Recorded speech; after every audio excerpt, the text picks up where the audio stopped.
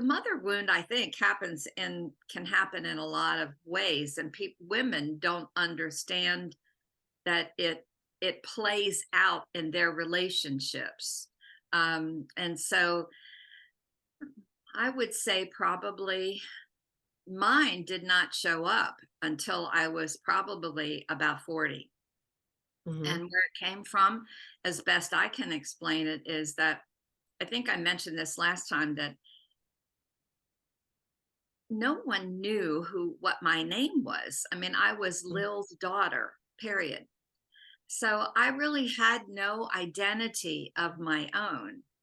And that's just, people say that kind of sounds ridiculous, but that was very true. I identified with whatever my mother identified with.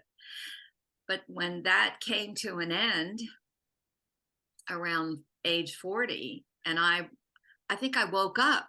I mean, I felt like I Hmm. was sleeping all that time. And I woke up to understand that. And it probably was the therapist who helped me to identify that. Um, and then I had to start fixing it. I had to start recovering from that. I had to recover myself mostly. That's how it Hmm. showed up in me, because I was my mother. Hmm. I wasn't me. And it look how many years it took me. I mean, I was 55 when I found my career. That's kind of late. Yep. Yeah. Yeah. But Well, more importantly, how did that show up as I began to recover from that, so to speak? How did that show up in you? What difference did that make to you that I was healing that in myself?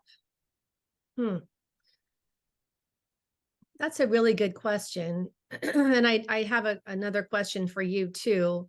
And Okay. I hope to remember it, which actually I'm going to mention it now so I don't forget. Okay.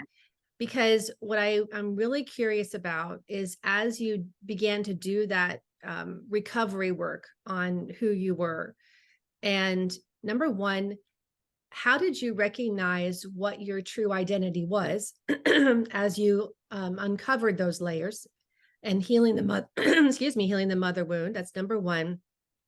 And number two, as you began to blossom as your authentic self of who Linda was meant to be, how did you navigate the rough waters that came when grandma rejected that part of you when you were no longer a reflection of who she was? And that, so those are two questions I have for you to come back to. Okay.